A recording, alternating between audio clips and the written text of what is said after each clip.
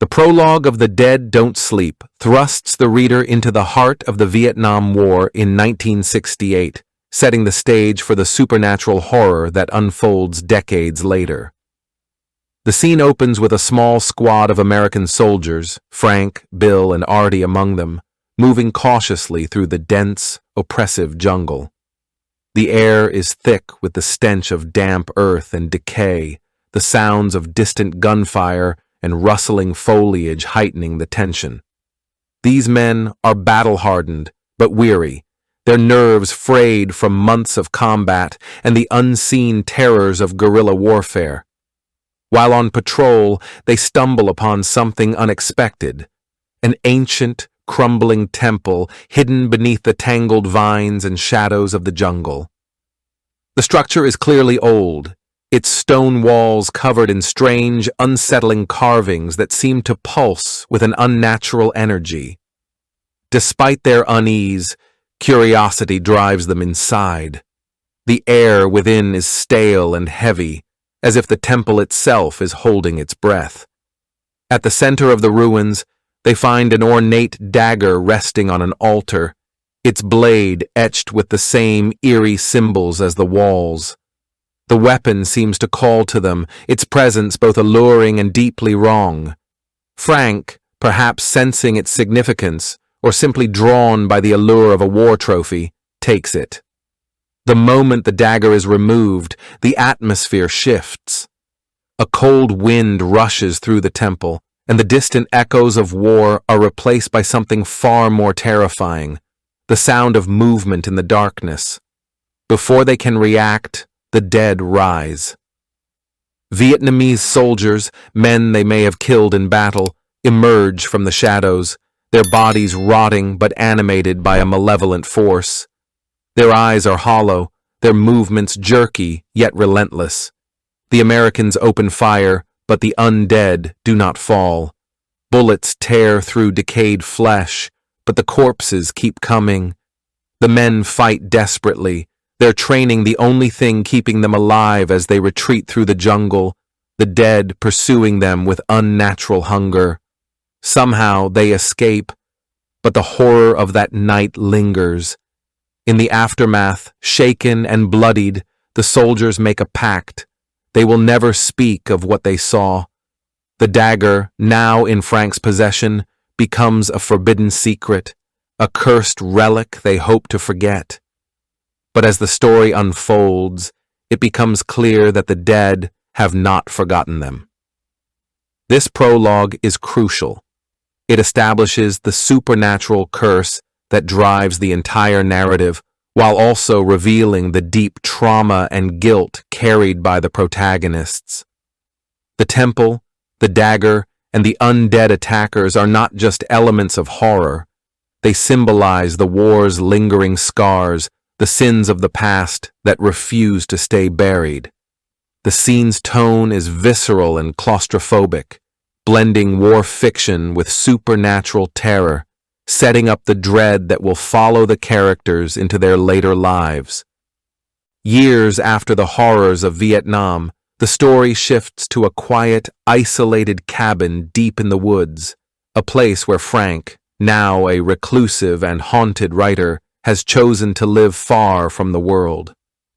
The once battle-hardened soldier has aged into a man burdened by secrets, his face lined with years of suppressed memories. He has invited his old war buddies, Bill, a former medic now drowning in alcoholism, and Artie, a wealthy but deeply troubled businessman, to reunite under the guise of nostalgia. Bill brings along his nephew, Tommy, a younger man who never served in the war but looks up to these veterans with a mix of admiration and curiosity. The atmosphere is tense from the start. The men exchange uneasy pleasantries, their camaraderie strained by decades of unspoken trauma. Frank, more withdrawn than the others, seems on edge, his eyes constantly darting to the windows as if expecting something, or someone, to emerge from the surrounding woods. The cabin itself feels like a relic of the past, its walls adorned with old photographs, military memorabilia, and the faint smell of gun oil and aged paper. As night falls and whiskey loosens tongues, the conversation inevitably drifts toward Vietnam. But Frank steers it away from the war's darkest moments, deflecting questions with vague answers. Bill, drunk and bitter, makes sarcastic remarks about things they don't talk about, while Artie, once the squad's most reckless member, now carries himself with a polished corporate detachment, though his hands betray a slight tremor when the past is mentioned. Tommy, the outsider, senses something is off.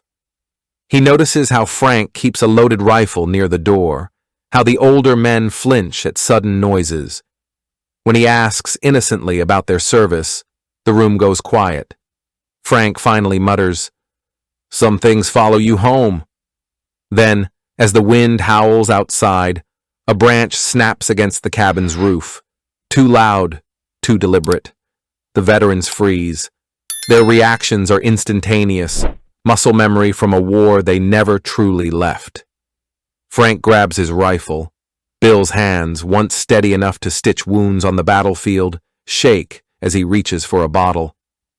Artie's expensive watch glints in the firelight as he clenches his fists, his breathing shallow. And then, a knock at the door. Not the soft tap of a lost hiker, but something heavier. Something that doesn't sound quite human. The scene ends with all four men staring at the door, the past crashing into the present. The reunion is no longer just about old war stories. Whatever they buried in Vietnam has found them. The night erupts into chaos when the dead come for them. It starts with the knock, a sound too heavy, too deliberate, like rotting fists hammering against the door. The veterans freeze, their glasses of whiskey forgotten, the firelight casting jagged shadows across their faces. For a moment, no one moves. Then Frank, his jaw clenched, raises his rifle and motions for silence. Tommy, the outsider, scoffs. Probably just some drunk hunter lost in the woods. But the older men know better. Their bodies remember war. Their instincts scream. Frank cracks open the door, and the stench hits them first. The sour reek of damp earth and spoiled meat. Then, the sight. Figures standing in the moonlight, their uniforms tattered, their skin gray and peeling. Vietnamese soldiers. Men they killed decades ago. But these are not ghosts. These corpses move. Their hollow eyes fix on the living. Their mouths, slack with decay, twist into something like hunger. Bill, the medic, chokes out a name. Nguyen? Recognizing a face from the war. The dead soldier lurches forward. Gunfire shatters the night. Frank opens up with his rifle, bullets tearing through rotted flesh, but the things keep coming. Artie, his corporate calm shattered, grabs a shotgun and fires wildly. Tommy, in shock, stumbles back as a skeletal hand claws at the door frame. The cabin becomes a war zone again. Furniture overturns. Glass shatters. The men fight like they're back in the jungle. Desperate, brutal, their old training surging back. Bill grabs a knife and buries it in a corpse's skull, but the thing barely slows. Frank roars, "It's the dagger! They want the fucking dagger!" He drags a trunk open, revealing the relic they stole in '68, its blade still stained with old blood. The dead howl at the sight of it. Somehow they barricade the doors. Somehow they survive until dawn. When daylight comes, the creatures are gone. But the men know, this isn't over. The dead don't sleep, and they remember. The morning after the attack, with the cabin still reeking of gunpowder and decay, Frank finally tells the truth.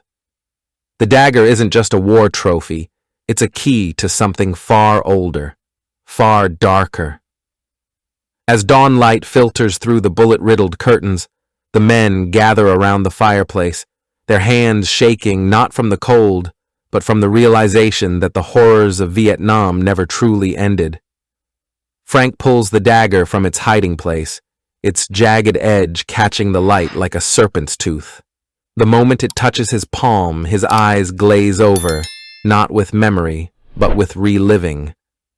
And then the flashback takes hold. Vietnam, 1968, the temple's secret. The squad didn't just stumble upon that jungle temple by accident. They were led there. Frank remembers the whispers in the trees the night before, voices in a language none of them understood, yet somehow recognized. The way their compasses spun wildly as they entered the valley. The unnatural silence, as if the jungle itself was holding its breath. Inside the temple, the air was thick with the scent of old blood and incense. The walls pulsed with carvings depicting horrors, men with hollow eyes rising from mass graves, a blade drinking their souls, an eternal cycle of vengeance. A crude altar stood at the center, the dagger resting atop it, not as an offering, but as a ward. A village elder they'd captured weeks earlier had spoken of such things. The dead walk for those who steal from them, he'd warned. But they'd laughed, assuming superstition. Now, Frank understands, the dagger wasn't just a weapon. It was a prison. Every life it had taken across centuries, soldiers, invaders, thieves, was trapped within its edge. And by taking it, Frank's squad had become the new jailers. The dead would hunt them until the blade was returned, or until the last of them died screaming.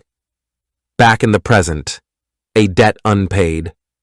The flashback fades. The cabin is silent except for the ragged breathing of men realizing they've been marked. Bill, ever the medic, tries to rationalize. Maybe we destroy it?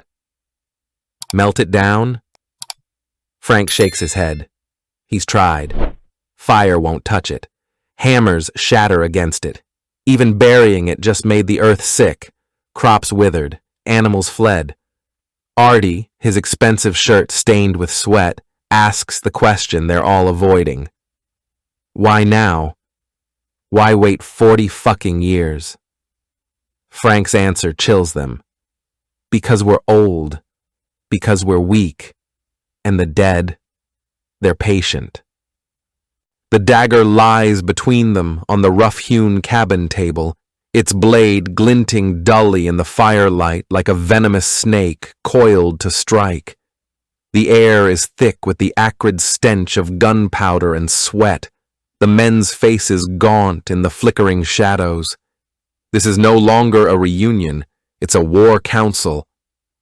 Frank's hands, gnarled with age but still steady, trace the cursed relic's edge as he speaks the words they've all been dreading.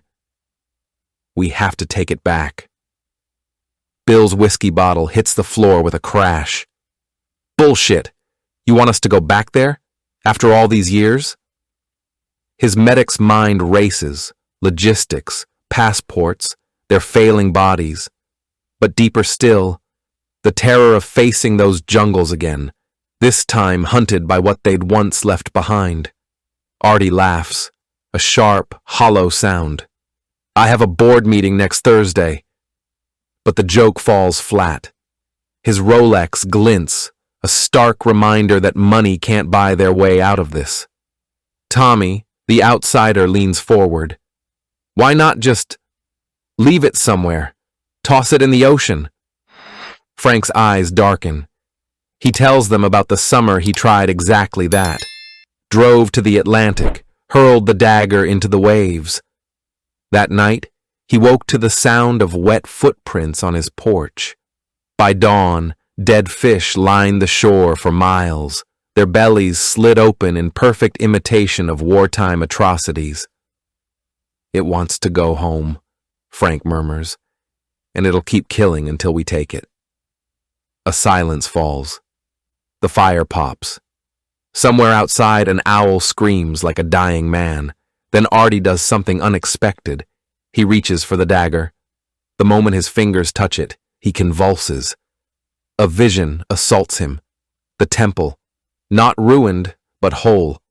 A line of bound prisoners, a priest in robes darker than night, chanting as the dagger drinks and drinks, and he jerks back, gasping. Jesus Christ. That's all it takes. The decision is made.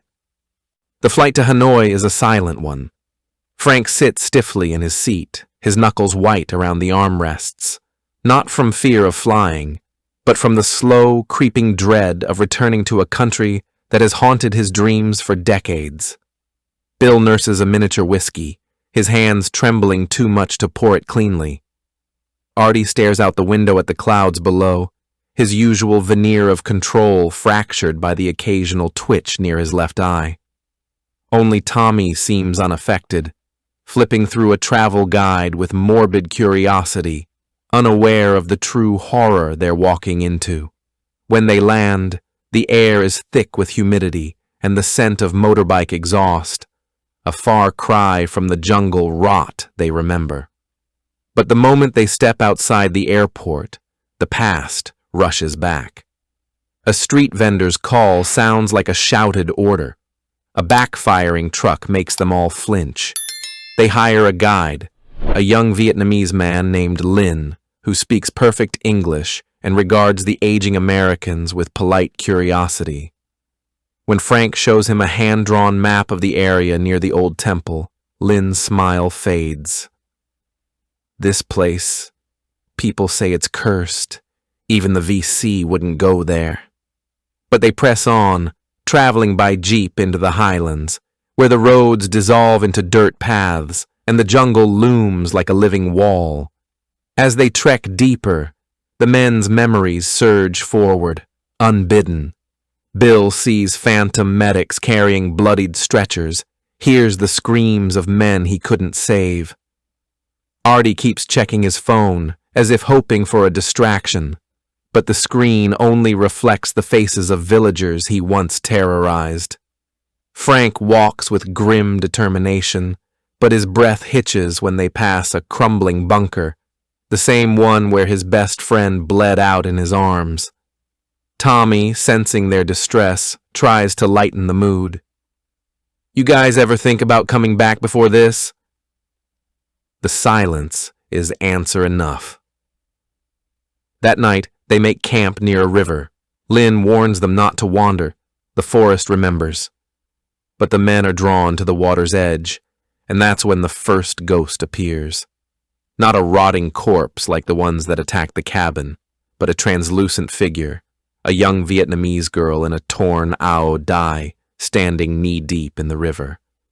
She stares at Artie, her eyes accusing. "You burned my village," she whispers in perfect English. Artie staggers back. The others see nothing, just ripples in the water. One by one, the past confronts them. Frank hears his dead squad leader's voice in the trees. "You left me behind." Bill finds his old dog tags hanging from a branch, tags he lost the day his field hospital was overrun. Even Tommy sees something, a shadowy figure in an American uniform, its face half gone. "You shouldn't be here," it rasps. Lin finds them at dawn, huddled and hollow-eyed. "The temple is close," he says, but his voice is uneasy. But it's not just the dagger they want. It's confession. The jungle peels back to reveal the temple, older than memory, darker than the war. Vines slither away from its stone like living things repelled, exposing the same carvings from Frank's nightmares. The doorway yawns open, a throat waiting to swallow them whole. The air smells of wet earth and something older, copper, incense, and the thick sweetness of decay. Lin refuses to go further. "This is where you die," he says simply, and vanishes into the trees. The men are alone now. Inside, the temple is both ruined and impossibly preserved. The ceiling gapes open to a blood-red sunset, painting the dagger's resting place in hellish light. The altar isn't empty anymore. Skeletal hands claw up from beneath it, grasping at nothing, waiting. Frank steps forward, the dagger heavy in his hands, but before he can return it, Bill collapses, clutching his chest. No, no, no. Tommy drops beside him, but Bill shoves him away. His face is gray, his breath wet. Knew this had happened. Lungs full of Agent Orange and regret. He grins, blood on his teeth. Guess I'm paying my tab early. A groan echoes through the temple. The hands pull something up from below. The corpse of Nguyen. The soldier Bill failed to save in '68. Its jaw unhinges with a sound like breaking twigs. Medic, it croaks. Bill laughs ragged. Yeah, okay. He grabs the dagger from Frank and rams it into his own heart. The temple screams. Bill's blood soaks the altar. The skeletal hands retreat. For a heartbeat, they dare to hope. Then Artie convulses.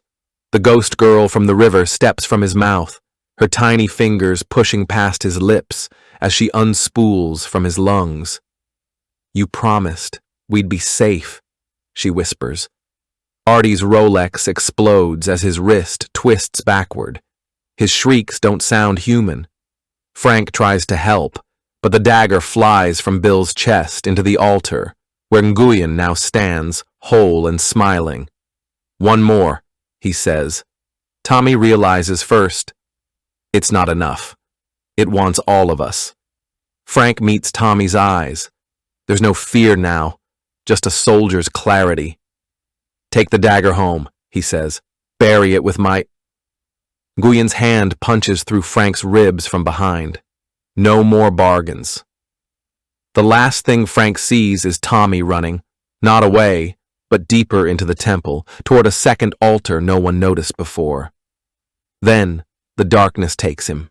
The temple trembles as Tommy reaches the second altar, a blackened slab hidden in shadows, its surface etched with the same cursed script as the dagger.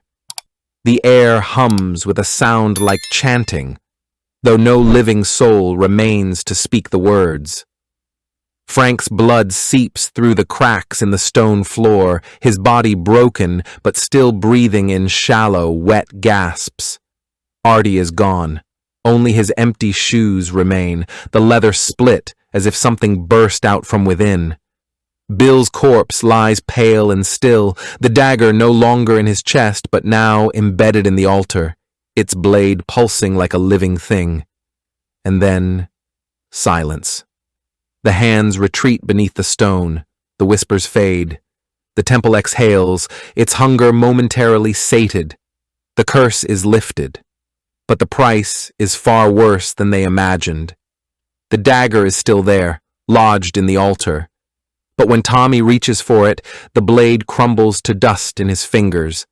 The curse is broken, but curses don't die, they change shape. As they leave the jungle, Lin is waiting. He takes one look at Tommy and pales. You should not be alive, he says. Frank doesn't argue, because he knows. The dead don't sleep. And now, they're watching Tommy. 1 year later, Frank's cabin. The wind howls through the empty cabin like a wounded animal. The walls still bear the scars of that night. Bullet holes patched haphazardly, bloodstains sanded away but not quite gone. They say the dead don't sleep, but neither do the living who remember them. He hits save, pours himself a drink, and stares at the framed photo on his desk. 3 young soldiers, grinning in the jungle sunlight, unaware of the nightmare to come. The luxury apartment sits untouched, its furniture draped in white sheets. The cleaning crew refuses to enter after dark. They swear they've heard a child's laughter coming from the master bathroom. On the marble counter, Artie's Rolex suddenly ticks to life after a year of stillness. A woman places flowers on the grave every Sunday. Today, she pauses. The earth looks disturbed, as if something clawed its way out instead of lying beneath. Tommy jolts awake, his sheets soaked in sweat. He stumbles to the bathroom, splashes water on his face. When he looks up, the mirror shows his reflection. Frank's memoir becomes a cult hit. Conspiracy theorists swear they've found the temple. A YouTube explorer vanishes live on stream, his final scream echoing as his camera captures something moving in the dark. And in a pawn shop in Hanoi, an old man examines a curious dagger that just appeared in his locked display case overnight. Thanks for watching. If you enjoyed this video, hit that like button, subscribe, and ring the bell for more. Let me know your thoughts in the comments. I'd love to hear from you. See you in the next one. Bye for now.